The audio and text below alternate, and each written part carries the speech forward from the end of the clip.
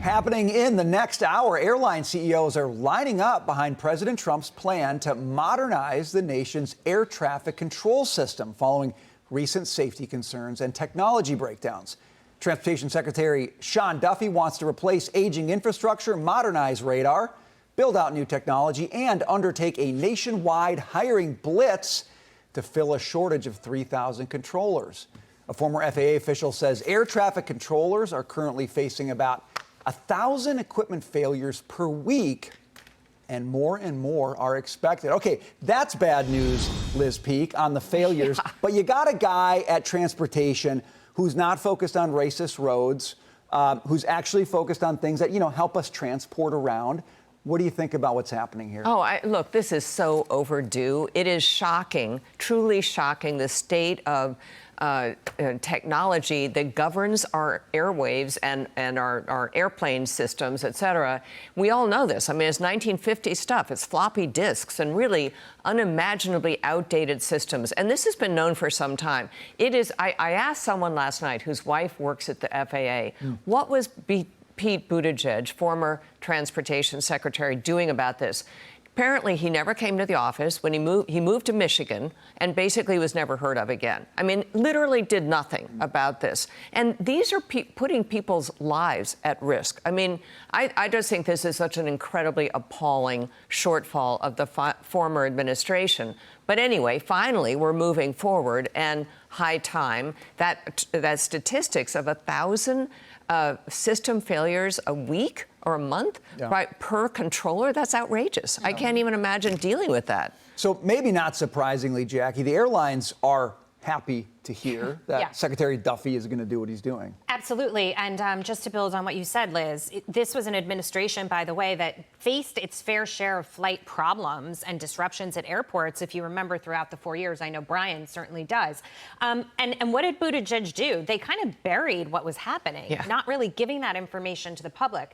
And I made this point yesterday, but I think it's worth making again.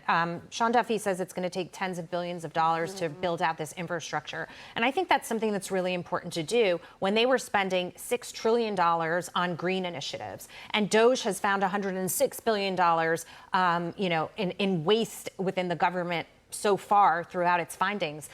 Taxpayer money should be going to things that help taxpayers, that increase our safety, that make us feel better about everything that's happening in this country. And I think it just shines a light on the complete financial mismanagement that was happening under the Biden administration. And I would add to that, Dagan, just doing what your mission lays out you're supposed to do, which seems to be Secretary Duffy's mission, the mission. That's a good thing. Absolutely. President Trump brought this up in the Oval Office unveil of the UK trade deal. He was asked about it. And in his own unique way, he explained exactly what the Biden administration under Pete Buttigieg did not do.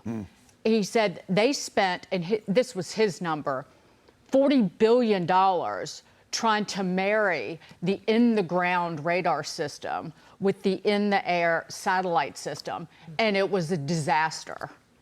And he said that he said they tried to do something essentially because they don't understand the basics of technology.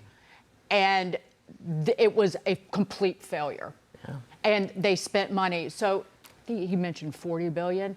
And I think about the total $8.5 trillion in new debt that Biden and company added onto the back of America and Americans, and then also spent $1 trillion in money from the Treasury Department, $9.5 trillion, and you couldn't figure out a way to protect the safety of everybody who gets on an aircraft every day. That's why you lost, and that's why these people should continue to lose for time to come. Taylor, some old technology is really cool, like white smoke coming out of a chimney. Just not floppy disks. But when it comes to airlines, you make the point all the time, money is fungible, right? Yeah. So all the spending that happened under Biden, and there was a lot of it, didn't seem to do the core things and hit the core technology. But That's going to be a really heavy lift. I mean, Yes. Duffy's talking about a 3 to 4 year timeline. To me, that sounds aggressive. I hope he's right, but it does sound aggressive. I'm glad that you came to me on this money because I totally agree with Jackie that this has to be the priority. But I am so skeptical when it comes to entrusting Congress in trying to get this done. You know, I think Duffy was, the secretary, was spot on in saying we need tens of billions of dollars. And you know what? I believe him.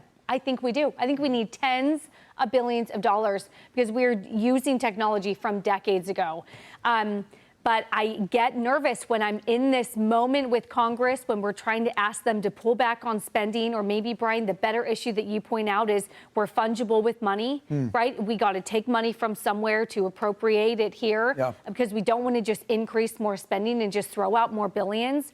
So I'm hopeful, but I get nervous when I think that this has to be up to Congress to get this stuff done, to get it approved. Again, I think, Transportation Secretary is super smart, and I don't think they're totally opposed to working maybe with the private sector. I think maybe a public-private partnership is maybe too far out there, but doing something to work with technology partners. I mean, it was last 2 quarters ago when I was talking about how Workday said it could be a great opportunity. They're talking their own book, but if some of the federal government wants to allow us to come in and do an upgrade on their stuff, I mean, that sounds good to me. So again, we're going to have to see how this plays out. It could be a long road. Somebody's got to come in from the outside and crack the whip on this stuff, because if you work within the thing, you never want to go through the hard labor of changing your systems. That's hard work. That's complicated. Let's just keep putting duct tape on it. Between Sean Duffy and DOJ coming in and saying it's time to fundamentally reinvent what we do, how we do it. If you don't have that, it's not going to happen. I'm glad we have it now. For the safety of Americans, I'm glad we have it. You had a quick last thought. No, I hope that this is a bullhorn, literal, in the face of every Republican who isn't willing to cut spending, because we need to realize that there are needs and necessities that protect the safety of Americans, and that we need to have that money available and not for, say, your state and local tax deduction because you're a rhino living in New York or New Jersey. That sounds like a tease ahead to some tax talk later, perhaps.